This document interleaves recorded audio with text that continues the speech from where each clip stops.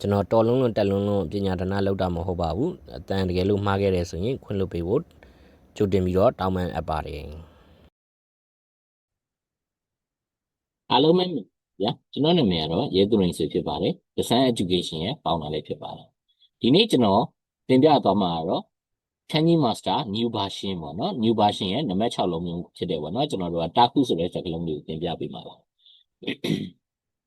တာခုဆိုတဲ့စကားလုံးကတော့ကျွန်တော်တို့ကအပိုင်းလေး၃ပိုင်းပါပါတယ်ရှေ့မှာဆိုရင်ကျွန်တော်ရေးဆိုတဲ့အပိုင်းလေးပါမယ်အပေါ်မှာကျွန်တော်တို့ကငှက်ရဲ့အတောင်ပံလေးတွေပေါ့နော်ငှက်ရဲ့အတောင်ပံလေးတွေကျွန်တော်တို့ကပါပါမယ်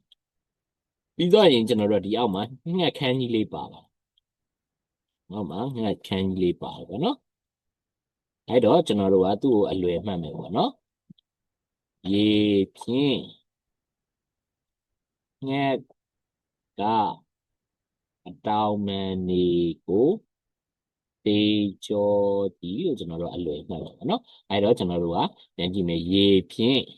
ငှက်တွေကအတောင်ပံတွေကိုစေကျော်ဒီပေါ့နော်သူရဲ့စကားလုံးကတော့ကျွန်တော်တို့ကတာခုဆိုတဲ့စကားလုံးဖြစ်ပါတယ်စန်တာခုမူနိုပေါ့နော်ဝေလျှော်စရာအဝတ်လိုဖြစ်ပါတယ် like and subscribe ခေါင်းလုံးလေးနှိပ်ပေးခဲ့ပါဦး